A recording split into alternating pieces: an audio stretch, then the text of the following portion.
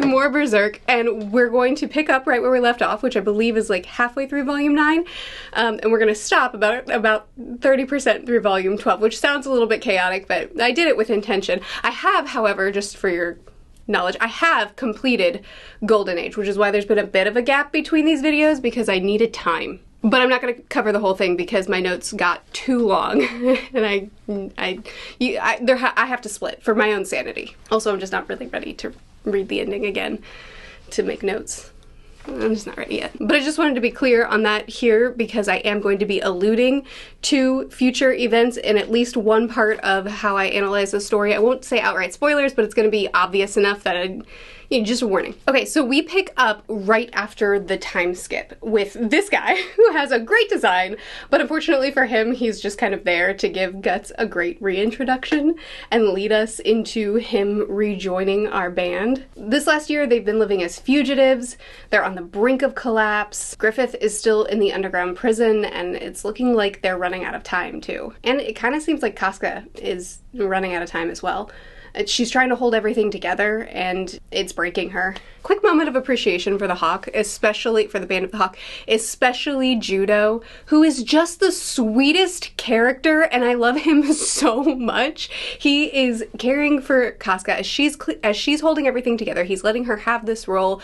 He recognizes that she's a great leader, that she's doing well by them all, but he's also making sure that she eats, and he's offering her advice, and he's trying to, where she is resting or collapsing, he's going and reporting back to the rest of the band. Like, it really takes both of them to hold the band together. I don't think either one could have done it on their own, and I love seeing Kaska in this role where, she never really wanted to be the leader of the band. She wanted to stand by the leader, much like Guts. And now, because she has to, she's caring for this family of hers, but it's crushing them all, really. They're all being crushed under the weight of this. And Judo is the one that's kind of keeping her upright. I love him. I love him so much. I love Pippin too. There's fewer scenes that emphasize what a good boy he is. He's the best too. So our antagonist has arrived to attack the Band of the Hawk, but unfortunately he really is destined for nothing more than to make Guts look cool. But I mean, he does that job so well. So Guts is with the band again, and it looks like he's coming home. After he left, Kaska was a brilliant leader in a time of desperation. And Guts spent his time training in the mountains, and he isn't sure that he actually found what he was looking for, but he did find something. It seems like for me, nothing but wielding this really feels true. There's no other answers. It feels natural. The way I take this is, since he was a kid, he's been trying to be something for other people, after his mom passed away, he tried to be what he thought Gambino wanted him to be. He was a hard fighter.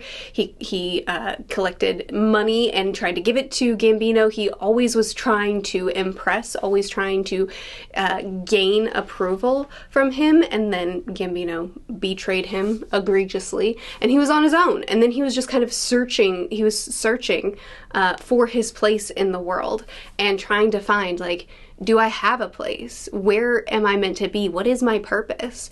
And when he joined the Band of the Hawk and he had this great admiration for Griffith, it was much the same, where he was like, you don't have to tell me what to do.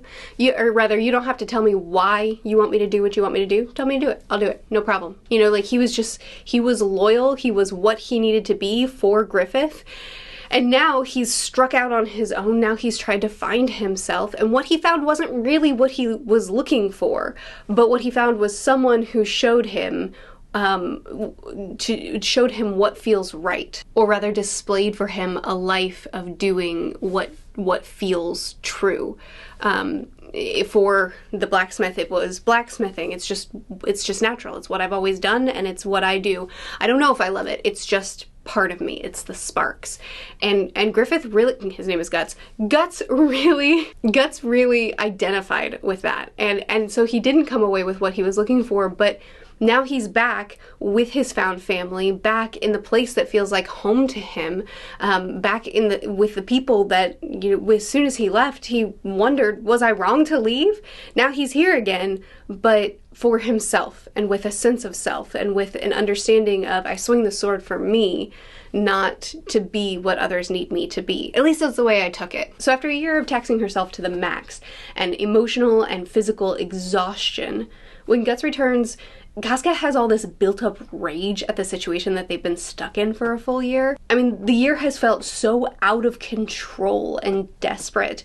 So when he comes back, it's like everything that she's been carrying is just unleashed onto him. And after all this time, Guts still doesn't realize how much he meant to Griffith. His face of disbelief at the idea that he, just a small rock in the road, could possibly affect Griffith so much just really hits me. He still doesn't see what he means to people. So 3 things about this panel. Guts' face, when it finally hits him that what his leaving really meant. She just totally unleashed everything that she felt on him with full confidence that he could handle her physically and emotionally. And her shock when she realized he couldn't. She was wrong. It hurts him. He's carrying a lot too. Okay, 3rd thing. This is the most important thing of the scene. This isn't the first time we've seen Guts freezing and taking a hit that he didn't need to take because the emotional load of what was happening was too strong. And in this scene, we even see him hanging onto the sword, totally frozen, as the weight of what was said bears down on him, and he keeps the sword stuck in his gut. He asks, "What else could I have done?" as he lets it cut through his hands, uncomprehending of the physical pain because the emotional load is just too much. It's been too much for both of them. I'm really glad to see that Kaska has come to the realization this year. The way she puts it is, Griffith is not a god, and I am a woman.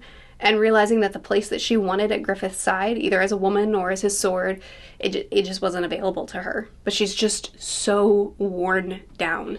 She's so exhausted that she says, "I couldn't be a woman or something invaluable to keep on protecting the almost broken dream of someone who might not even be alive. I just can't. I'm so tired." And then she surrenders. She's going to fall again, and she's okay with it. But Guts catches her. I read this as her kind of admitting that the day that Guts left, she realized what he meant to her, and that scared her because her whole life had been built around Griffith. And if everything that she's devoted herself to isn't what she wants anymore, then who is she? What's left of her? But she does realize that she can keep what he gave to her and still be able to rediscover something new with Guts. While the buildup of this scene was primarily focused on Kaska's pain, the emotion of the final scene shifts dramatically to Guts right away. Very quickly, we see in his eyes that he emotionally disassociates from what's happening as he's mentally thrown into the position of an attacker and sees himself as a boy in the position of Kaska. This page is probably the most impactful page in the entire scene to me because of how the traumas that Guts is wrestling through are layered on top of each other and tangled together. The hanging tree, the rape, the killing of his father, the presence of their death that's left behind, it all conflates together in a way in the scene, and he's lost in all of it, all at once. And again, you see the hands and the eyes looming forward to choke his younger self, and it's his hands doing it. He's so lost in the pain that he doesn't know what he's doing. And after he comes out of it all, he's standing there at the tree, shaking, crying over Gambino, still carrying the weight of having to kill him, still unable to detangle his feelings and let go of the guilt that he absolutely does not deserve to have to carry. He says he thought that Gambino would dodge. All this time later, he's still asking why. Why did he sell me to him? It's not until Kaska touches him that he finally is able to fully come out of it and realize where he is and what he's done. And his face of shock at the touch and anguish at the realization are both a display of why Miura's art is so incredible. It's because he says so much in scenes like this. Another really important panel to me in this scene is him saying, "I meant to get over it a long time ago." We all do, friend. But that's not trauma. It clings to you, it can't be shaken off. It comes on you in waves, sometimes completely unexpectedly, and takes you over. One of my favorite books, there's a quote in it that says, this is me paraphrasing, "For the perpetrator, rape lasts a few minutes. For the victim, it never stops." That's a line that sticks with me. This depiction of Guts rape it's far more graphic this time, and I don't know if it's Miura escalating the depiction just on instinct because he keeps escalating things, or if it's him trying to depict the scene more viscerally to show how it's feeling in Guts right now as he's reliving it, especially because now he has become the aggressor in this scene with Kaska. I don't know, it might be a combination of both. And the reason I use the word aggressor is partially because of panels like this where he's clearly placing Kaska in the place of young Guts in his mind as he's reliving his trauma. But it's also partially because throughout the scene, Kaska is crying, telling him to be gentler, trying to wiggle away, but he's still trapped in his mind and keeps going and even starts to choke her. It's a trauma response, but he's harming her as he's going through the trauma. He even realizes it himself once he snaps out of it all and is riddled with shame over what he's just put her through. It's really striking to me that as he's locked in this trauma and goes to choke her, in his mind, he's choking himself. I view this as him once again seeing himself as a monster, kind of like when he accidentally killed the kid back at the castle. Okay, allow me one critique or maybe reflection in the midst of an excellent scene. I love the messy, brutal depiction of Guts' trauma response in this scene. A thought that I'm left with, though, is that this was Kaska's first time, too, after her assault. And after her assault, this was her biggest fear and insecurity and something that she was very nervous about. And she has a lot of trauma around her assault as well. And hear me out, please, because I love that the focus of the scene is on Guts. Kaska's had plenty of focus as she's explored her trauma, and Guts has been silent and he's been steady and he's been there. This is his time to explore his trauma. I love that. But the way that Miura chose to depict it was that Guts turned violent toward her. This is her first time, and she's completely out of control of the situation. And before she realizes what's happening in Guts, she is being assaulted, like she's being choked. And I don't say that to put shame on Guts, it's just the reality of the situation, it's what happened. It just seems that if the scene is going to turn violent like that, then it's surprising to me that she wouldn't have a more severe, more trauma response reaction to the scene before, at least initially, before she finds out what was going on with Guts, and then they could work through it together. Again, don't take this as some kind of heavy critique. It's more of something that doesn't quite fit right to me. I know many probably won't see that the same way as me, but I also, when you talk about a series as detailed as we're going through this is part of my thoughts. All that said, it ends with Kaska telling him, "So what if we're just licking each other's wounds? Let's do that. Let's be there for each other." I love her reflection of maybe my place is within this man's heart, not just being given to. Maybe I can give something as well, which I just think is stunning. He's given so much to her in healing her trauma, or at least processing it with her and being there with her. And now here she is, giving herself to help heal his. It ends on Guts remembering the healing salve that Gambino gave to him as a child, which now Kaska gets to be for him, and the sword that he's always kept by his side. And now Kaska is by his side. No sword in sight. Some amount of healing has begun here in this scene. So Volume 10 opens up with Guts telling her that he's gonna go his own way, he's not staying with the Band of the Hawk, that he is, but that he wants her to go with him, that all this time he's not wanted anyone to touch him for obvious reasons, but like it was always okay when she did, and he wants her by his side forever. Meanwhile, Griffith, while locked in his torture dungeon, remembers where his dreams began, the things that have driven him all this time. Yet, in the complete emptiness he feels after a year of non-stop torture, the only thing that keeps him going is the inferno of emotions directed at Guts. Malice, friendship, jealousy, futility, regret, tenderness, sorrow, pain, hunger. A giant swirl of emotions. all being felt all at once. I read this as him being disturbed at the realization of how much of himself he's given to Guts. Always in control, no matter how people view him, he's still the one with power. But somehow, he didn't keep control with Guts. He didn't keep him at a distance. And look, the scene that was so impactful to me, the one where Guts called him out for the mask and said that he didn't have to wear it for him, that's what he's reflecting on when he realizes that Guts has a stronghold on him. And now his dream is shifted, and now he won't be satisfied until he unleashes something onto Guts. Guts, too, as he's going through the tunnels to find him, can't wrap his head around being so important to Griffith. This scene, I think, is the only other scene, I could be wrong, where we get a peek inside Griffith's mind, and it's still chaotic, and it's messy, and it's tangled, and everything that follows that I can remember is silent from Griffith. We only see his actions, and a lot of times his actions, I think, could be interpreted multiple ways. I love this storytelling choice because we get a glimpse into the fact that Griffith still, at least the way I take it, Griffith still holds a lot of love for Guts. He still values him, he still cares for him, but now that love and value and desire for him to be by his side has now been twisted, has been deformed into this, into also being hatred and malice and rage and desire to cause harm.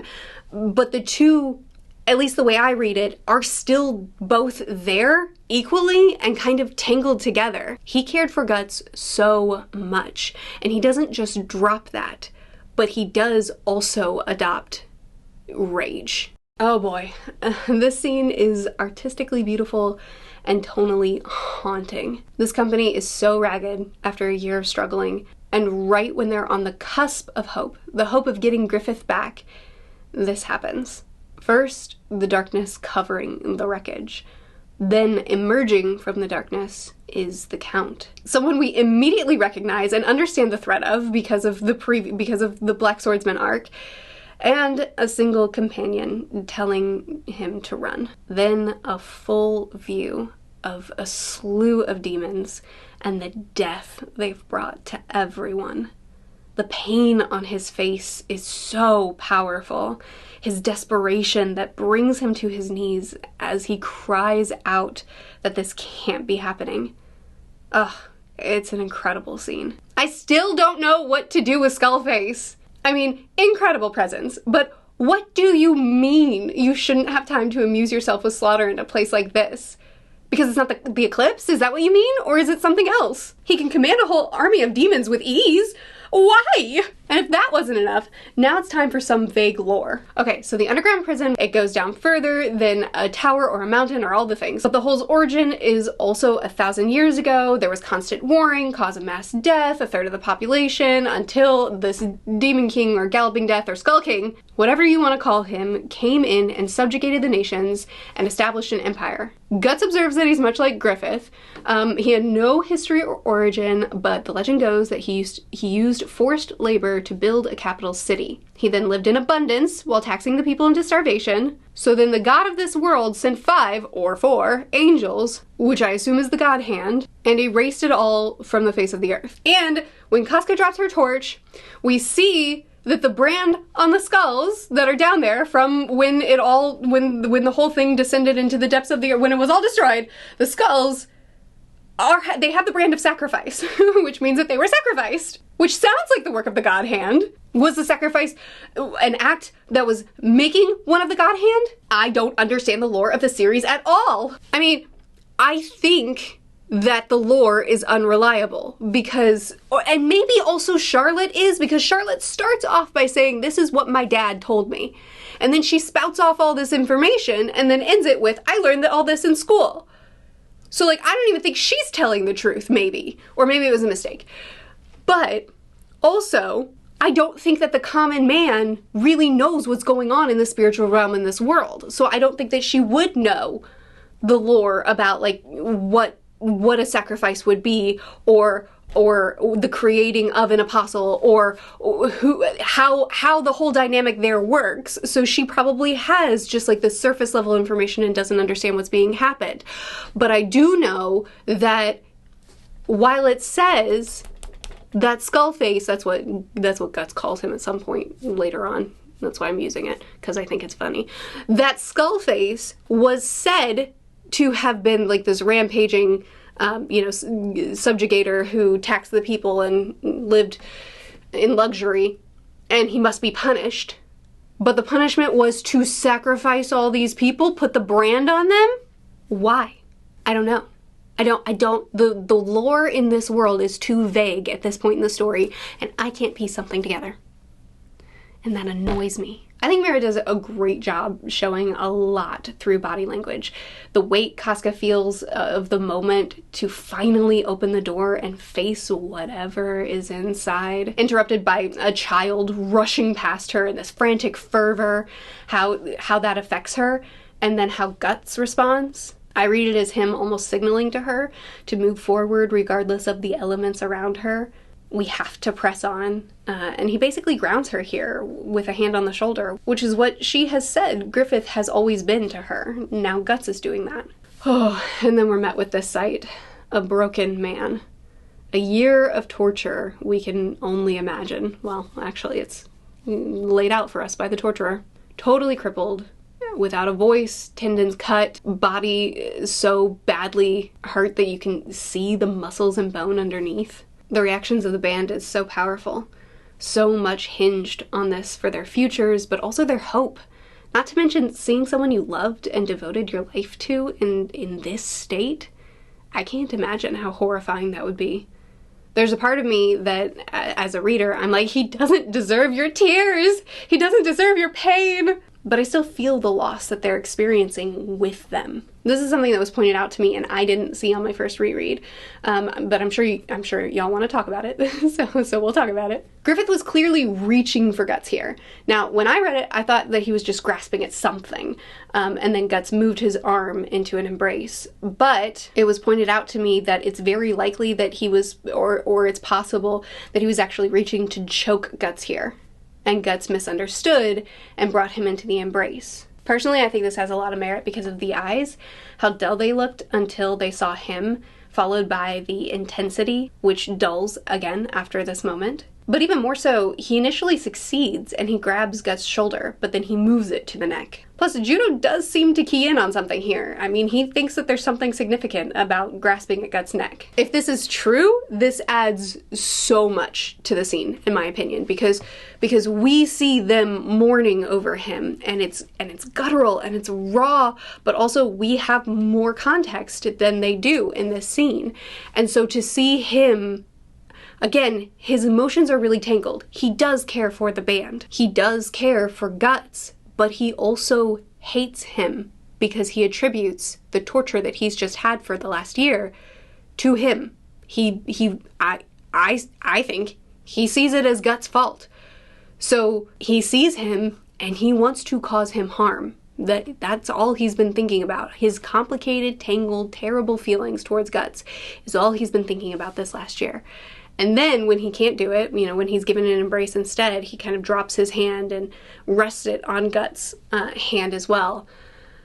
I don't know if he just sort of accepted the comfort after he realized he couldn't do what he wanted to do first. If he had the ability, if he had the strength to choke Guts, would he have gone through with it? Or would he have just started choking in rage and then pulled back because there's love there too? There's so much to speculate about the things that are unsaid.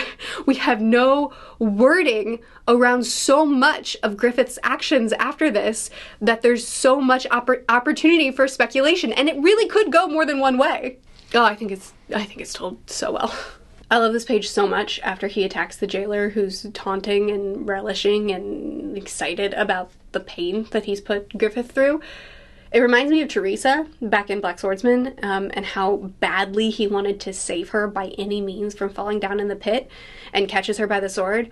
Yet here he sees someone who truly deserves an awful fate for the pleasure that he takes in torture and what he's done to someone that Guts loves. So we see the wrath that Guts is capable of, even mocking him as he slides down the sword into death. And then Guts just goes on a slaughter fest. I love this page of Guts in such a desperate rage, driving himself to exhaustion but still not able to snap out of it until Kaska touches him. Kind of similar to when they were about to open the door and he grounded her. And of course Griffith saw the act of tenderness. Griffith, the one who is in this torture dungeon because of the actions he made in desperation after Guts left, who's thought of nothing but Guts as he's endured hell for a year, who he very possibly just tried to choke. It's gonna be great. Oh boy, do I have mixed feelings about the assassins. On the one hand, look at them.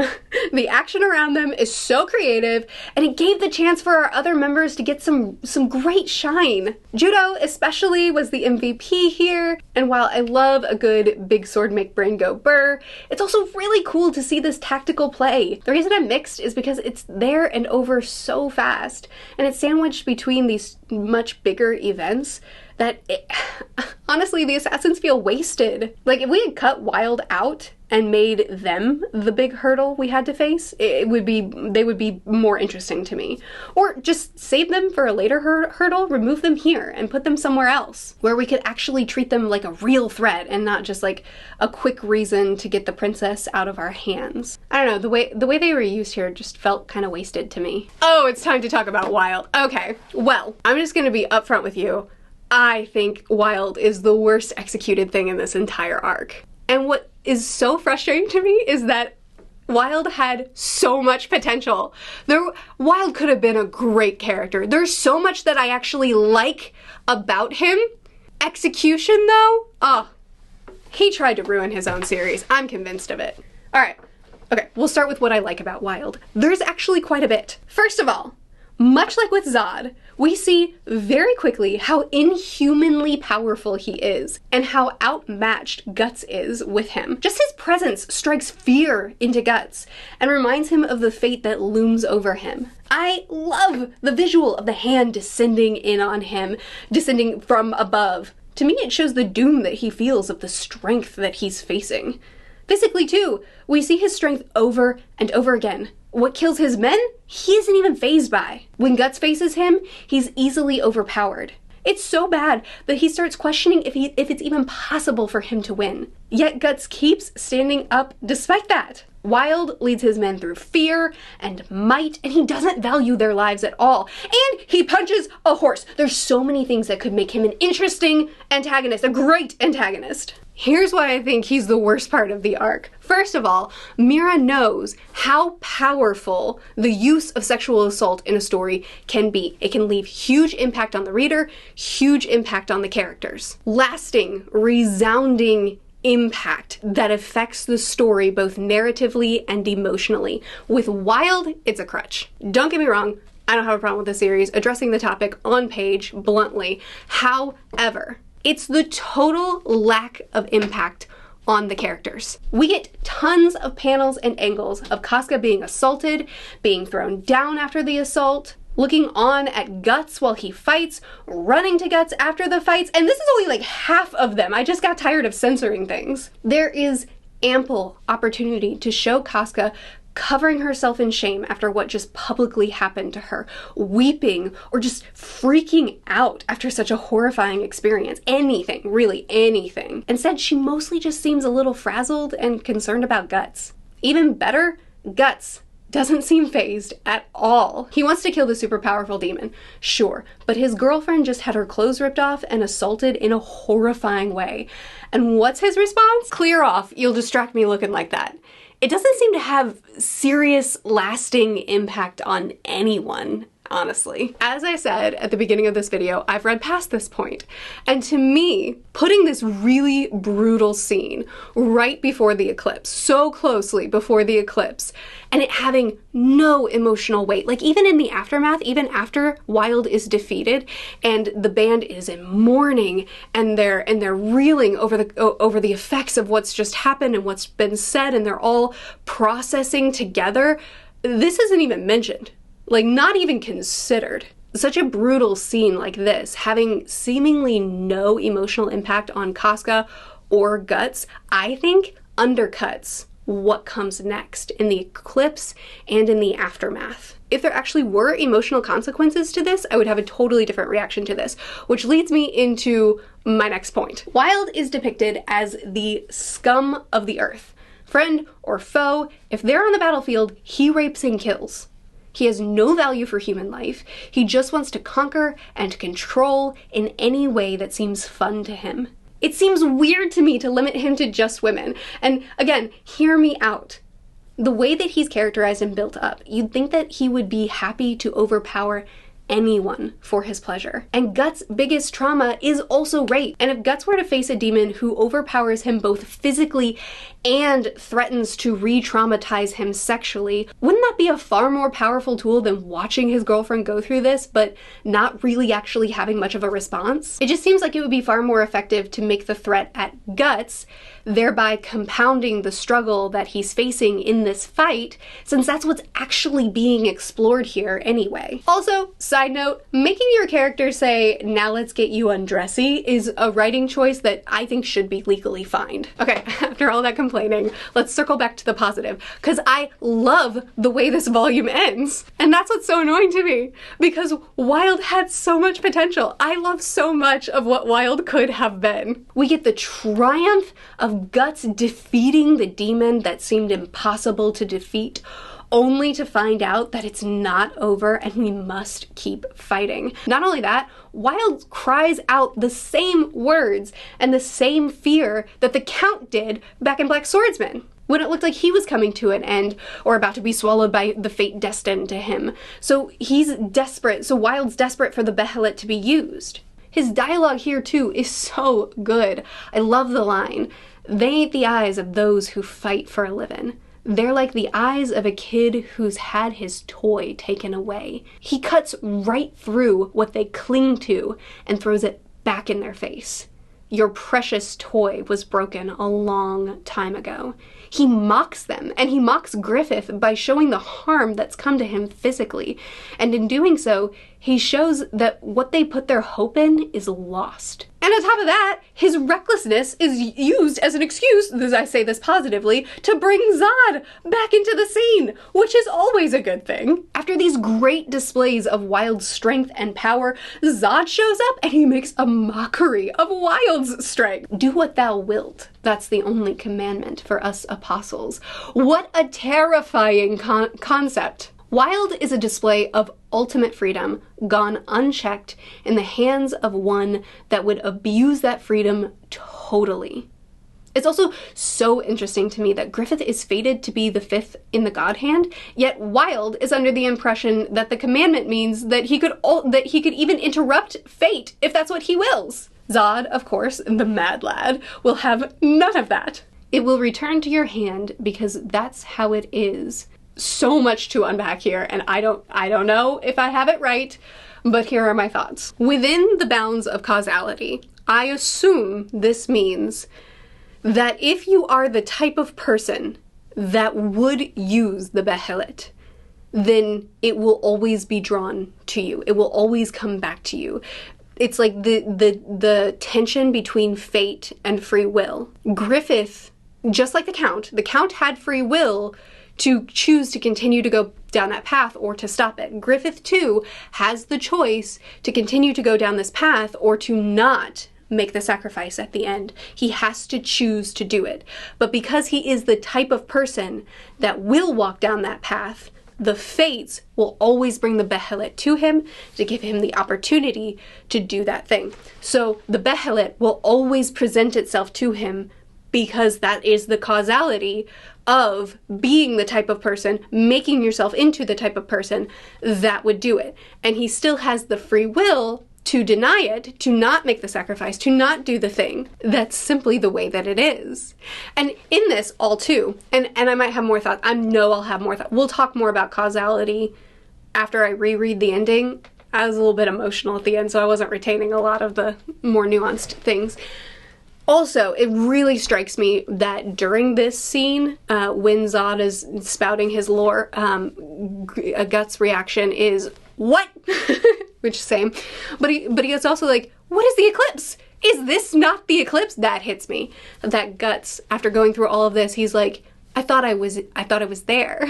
I thought I was in it. We're in our most desperate state," or whatever it was that you were saying when you were spouting all that. "We're in our most desperate state. Death has come calling. I've been fighting an impossible battle that I couldn't even win. You had to win for me. What do you mean this isn't it? I thought we were already here." I thought that was really powerful. Okay, finally, at least for Wyald, for the conversation around, finally, this final image of him on the ground, so good. What a shocking picture. All of the strength, this impossible to beat, inhuman force. Is this a little old man? That's it?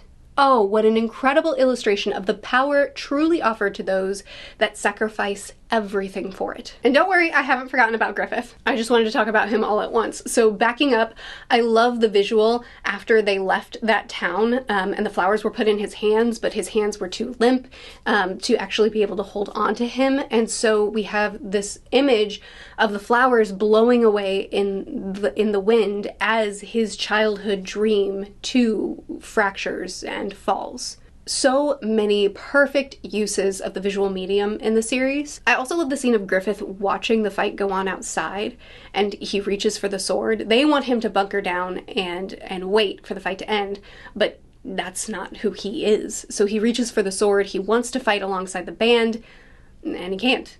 The sword drops, and the world around him goes dark. Then the scene where Guts is there with him and he wants his armor and his sword, so Guts helps him. I love this intimate scene between the two as Guts cares for him, followed by Griffith trying to pull his sword. In this scene, the fight's over, as far as they know. So this time he's pulling the sword to attack Guts. At least that's my assumption. His feelings of love and hate toward him are just such a mess. They clash together. This tenderness that they share, but also his desire to pull his sword. I don't know. I just think you could analyze it all for hours. Also, in the midst of the attack, Griffith is once again observing how much Kaska cares for Guts. But more importantly, let's go back to the final panel of Wyald. To Guts, the revelation of what Wyald really is a shocking disappointment, for lack of a better word. To Griffith, it's hope. What must a man in his current physical state be thinking to see how a weak, old man could have that much power if he just makes a sacrifice? And then we have the aftermath. It focuses on the loss. Not the loss of the battle. Oh no, that was won for them, but the loss of their dreams. What Wyald said can't be true. The one we put all of our hope into, all the pain and death our company has suffered while waiting for him to get back, it's not all gone, is it? It can't be. The artwork around it is just stunning. The visuals accompanying how lost everyone feels, the focus on their mourning. I don't ever want to see Pippin cry like this. No one could say out loud what had been lost. Only the wind announced the end of the fight. I can hear the silence in that page. I can feel the grief. And once again, Judo is a star.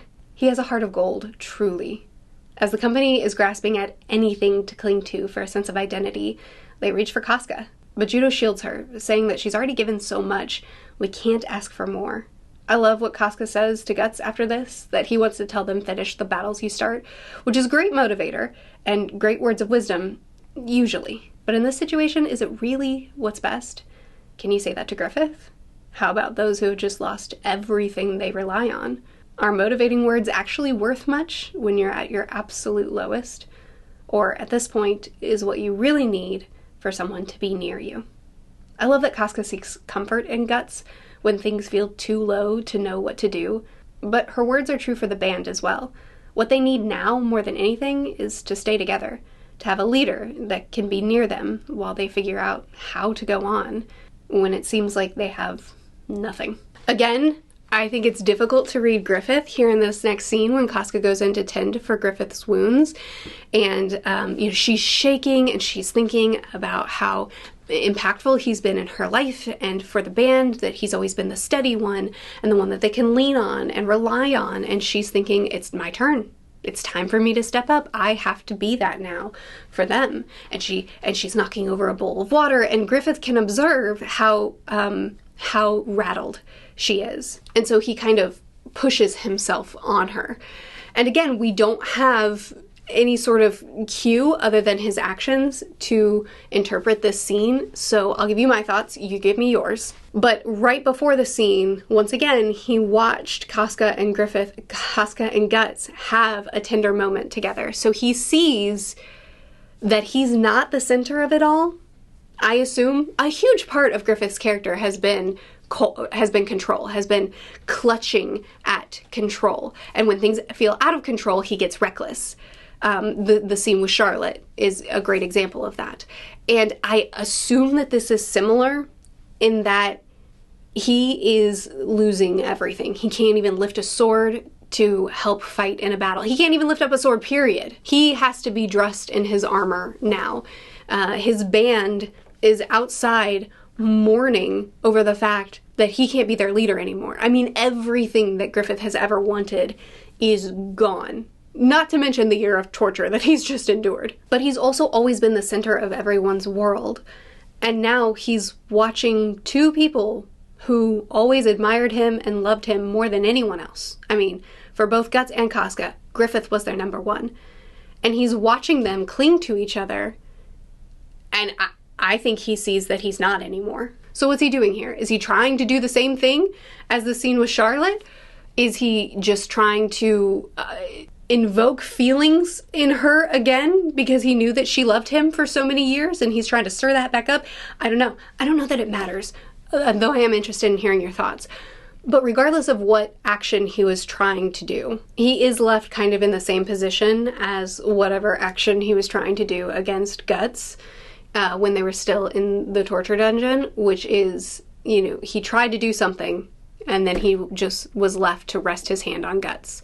Just the same, he was trying to do something, and then he's just left laying there with Kaska, not able to do anything. I mean, it's truly humiliating to him, I think, to go from this point of extreme ambition to nothing. Oh, look, it's time to appreciate Judo some more. First of all, I love what he says here.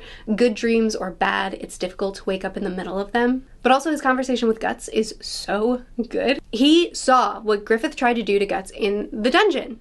He keyed in on it, he took note of it, and he still feels loyal to Griffith and he wants to care for him. I mean, Griffith's feelings towards Guts are so complicated at this point in the story, but I think we have to take a moment to also appreciate the complexity of Judo here too. He's aware of the darker side of Griffith, and he very likely is aware of the hate that's in him because of the torture after Guts left. So he tries to push Guts not to say, and he implores him to take Kaska with him. But he's still gonna stay and he's gonna care for Griffith. He sees the hatred directed at them and he wants to get them away from it, just in case. But his love for Griffith can't be shed so easily. So he'll stay and he'll care for him and he'll keep the band together. The aftermath, it's all so good. We, the reader, know more than the characters, so there's a part of me that feels this tension because we're watching them mourn and try to figure out what to do next, and it's so deep. And I feel it, like it's so true to the characters, but at the same time, I know that this isn't gonna go well.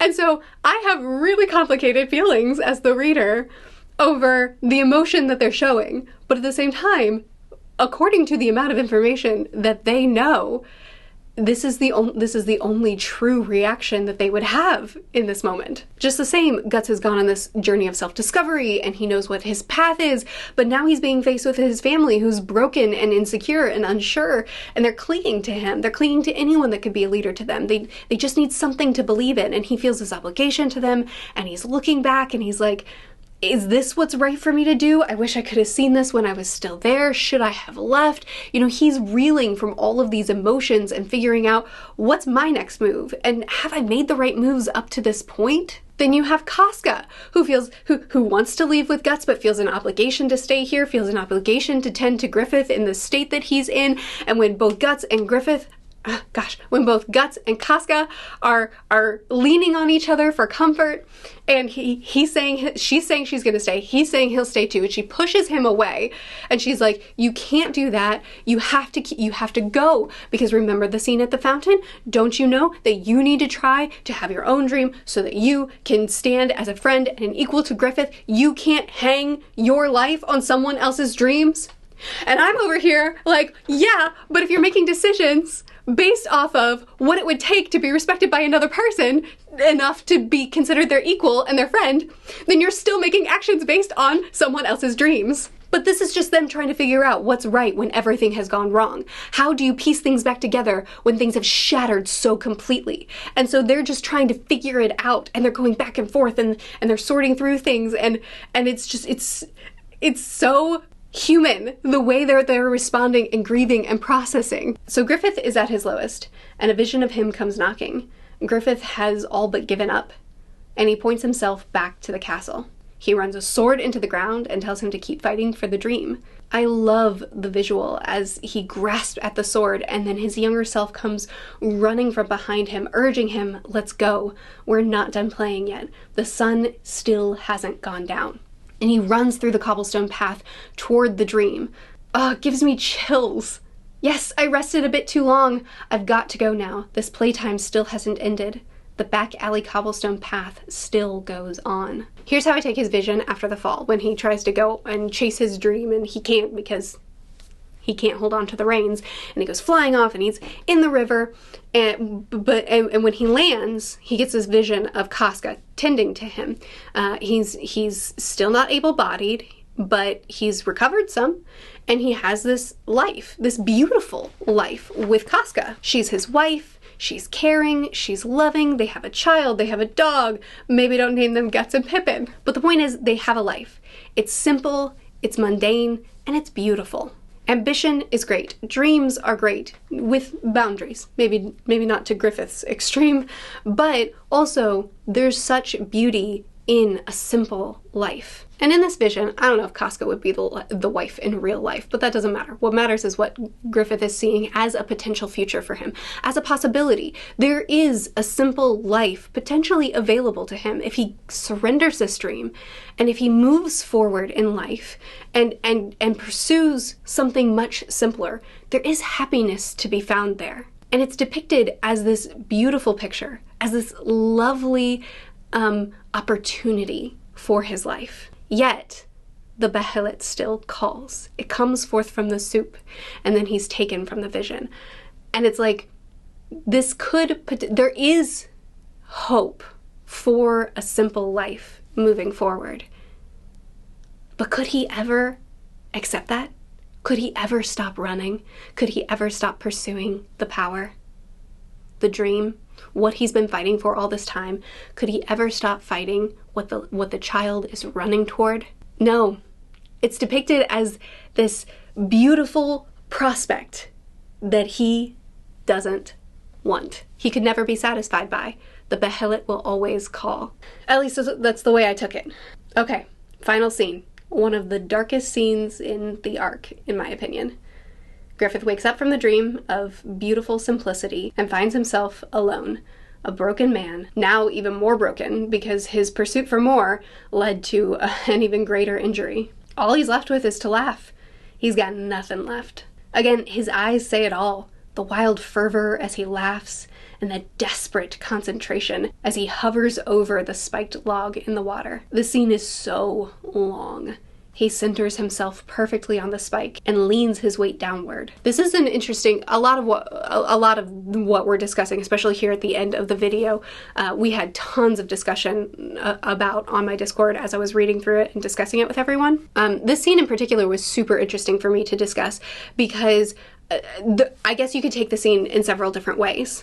Did Griffith try to execute this attempt, but he wasn't strong enough because of the broken arm, and so his arm slipped, and then the spike shifted and just injured him badly, and now he's bleeding out, and now he's left with not even being able to do that?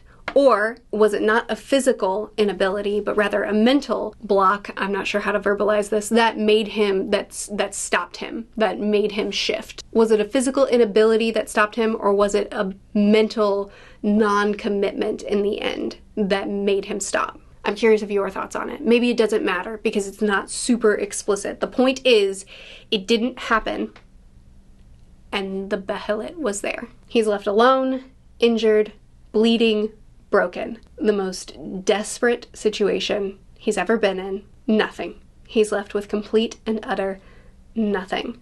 And then the behelit arrives.